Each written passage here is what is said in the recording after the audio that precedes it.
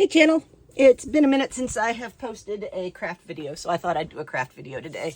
And what I'm doing is I'm preparing some card bases and some card toppers for a friend of mine who asked me to do some thank you cards. So this is the basic that I'm doing. This is just a white card base, and he wants 5x7, so I'm making them 5x7.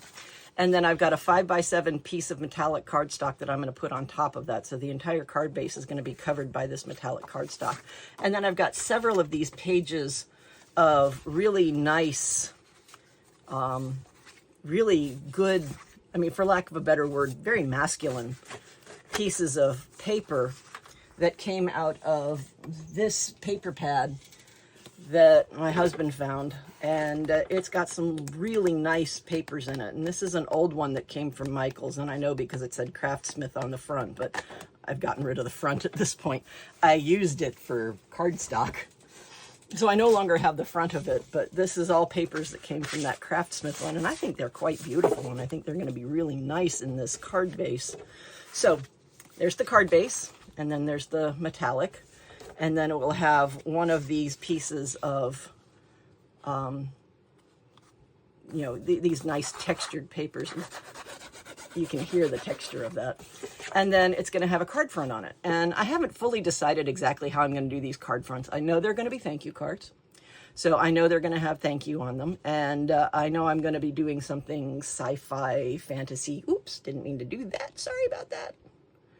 Oh no, I bumped the camera.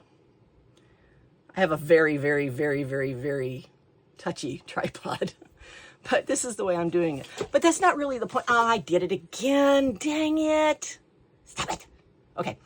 But that's not the reason I'm making this video. I'm making this video because I have a few new subscribers, and I wanted to say hi and welcome, and I really appreciate you having subscribed to my channel. And I just wanted to explain to the new people that this is going to be a channel about my own personal progress as I move along through therapy and as I move along through life as a shut-in, because I have debilitating fear of going outside.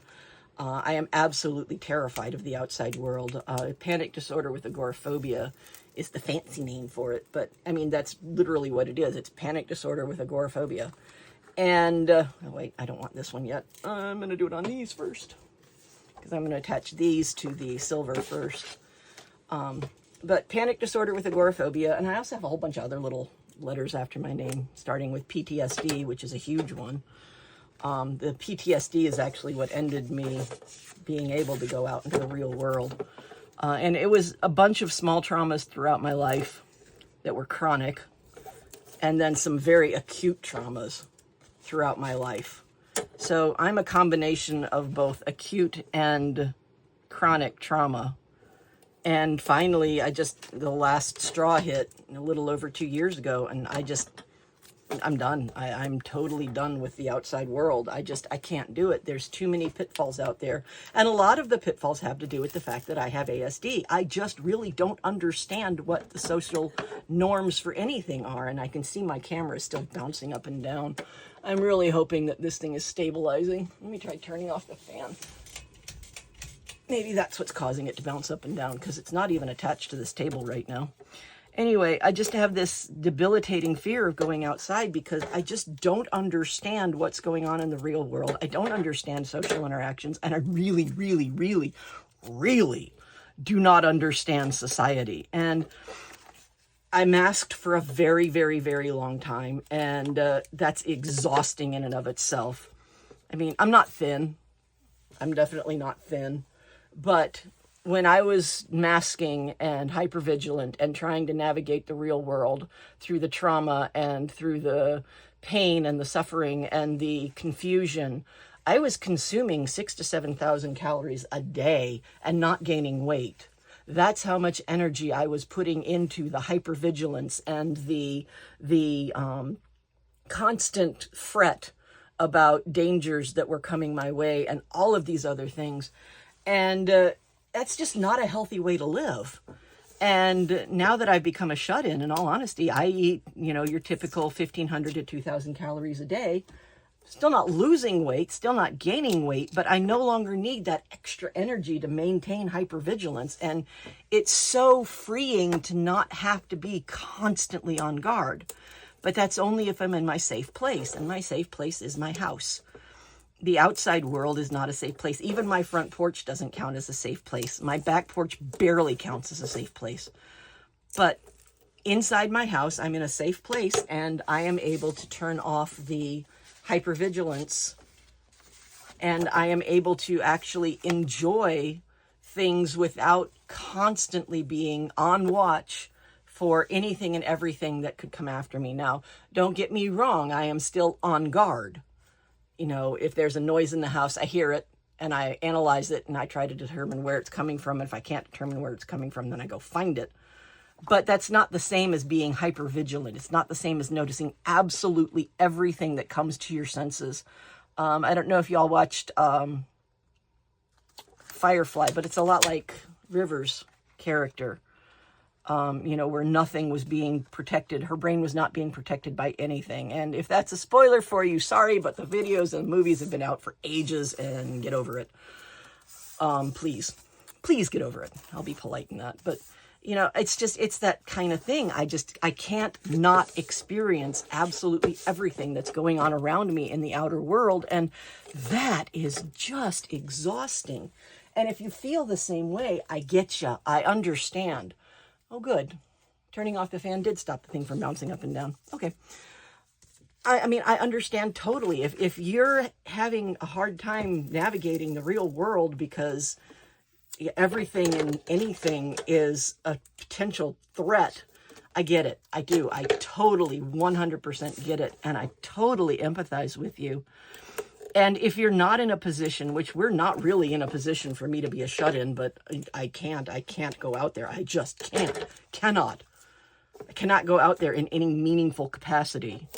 I mean, I go to doctor's appointments and I go to my therapist, one of my therapists, but I really just don't do anything in the real world. The extent that I ever try anything is I'll go into Dollar Tree when it's like middle of the day and nobody's in there. You know, so it's like me and the cashier and one worker and maybe 2 shoppers. I can handle that. I can't handle anything more than that, though. I'm going to have to go back and fix this one. I can't have that little gap right there. Kind of messed up a little bit, so I'll just cut off a little piece right there. And I will just poke it down right there so that there's not that little gap there, and then that one will go in the middle. And this method of doing the tapes so that you only rip off a quarter. I learned that from Natasha Foote Creates, or Natasha Foote Creative. I think her YouTube channel is just called Natasha Foote. But it really works out really well because I can move it around and manipulate it until I'm sure I've got it where I want it to be, you know, as close to centered as I can get it. And then I can just tamp down the center and then peel off the edges and tamp them down in the right place. So it's, you know, one of those things. I'm using pretty sticky double-sided adhesive here. I actually got this off of Temu. This is what's left of my first 50-meter roll. And I have probably 14 or 15 more of these because I stocked up before the tariffs hit, and I'm really glad I did. Oh, that's, don't do that. Put it on silver, not another one of those. But see, I can, right here, there's no sticky because the paper is still on it. So I can hold my finger right there, and I can lift the other side up and keep the center up until I've got it where I want it to be. You know, I can sit there and check my edges and everything and make sure it's as equal as I can get it, and then stamp down the center, hold it tight, rip that off, and put that down. And now it's secured in 2 directions, and I can just take the rest of them off and pull them out. And there we go. We've got that perfectly. And then, of course, these will be stuck onto the 5x7 card fronts that I have. And then I will have another piece inside to have the sentiment on it. And then I'll have the, whatever the actual design of the card ends up being. I've got these already cut to the right size to fit right over the top of that. I think they'll look pretty nice. I'm going to go with probably darker inks. Whatever I do with this, I'll probably go with darker inks or something and make it look really snazzy and awesome.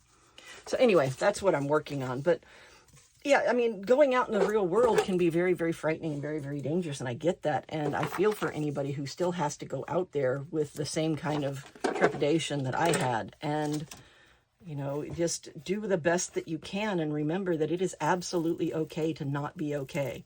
There is nothing in this world that says that you have to be okay 24/7. And if you're around people that tell you to smile, they're toxic. People who tell other people that they should just be happy or just smile are demonstrating their ignorance as to how painful navigating this world can be. And get those toxic people out of your life.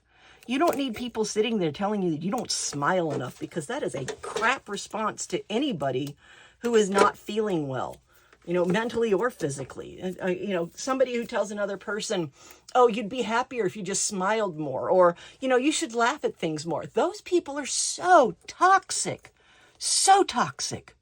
They need to just be eradicated from your life, because they're never going to be anything even remotely resembling helpful to you or your health or your mental health.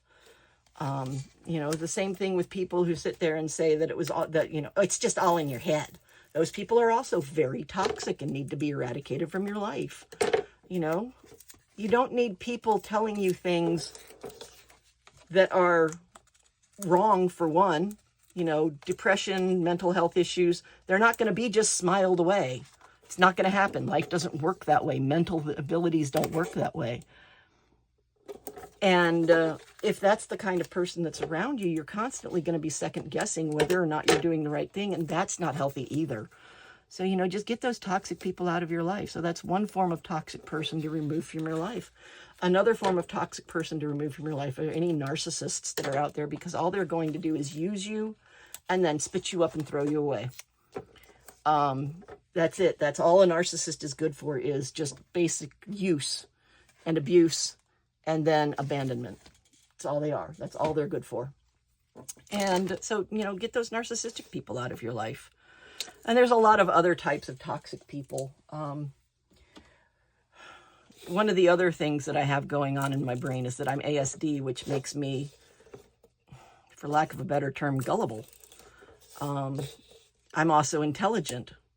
I would be considered, what's the term for it?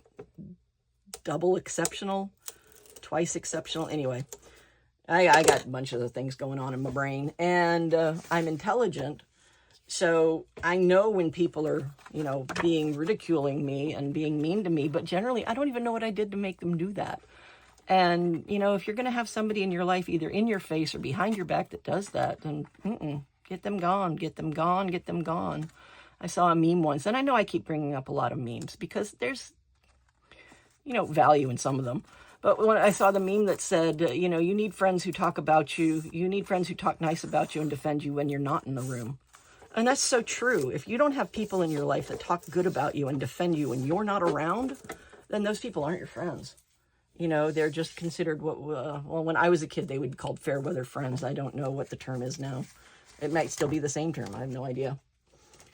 But anyway, I don't want this to be a long video, so I'm going to end there. I've made 3 of these. They are ready to go onto the cards to become the card fronts. And then I will make whatever I decide to put on the actual card itself as a thank you card. And then I will be ready to deliver these to my friend who wanted them. Anyway, it's okay to not be okay. Never forget that. It is not okay to leave. You got to stay, because where there's life, there's hope. And it is okay to not be okay. Find genuine friends because they're out there. Make a YouTube channel to express yourself like I'm doing. And, eventually people that are like-minded will gravitate towards your channel, which people are doing with mine.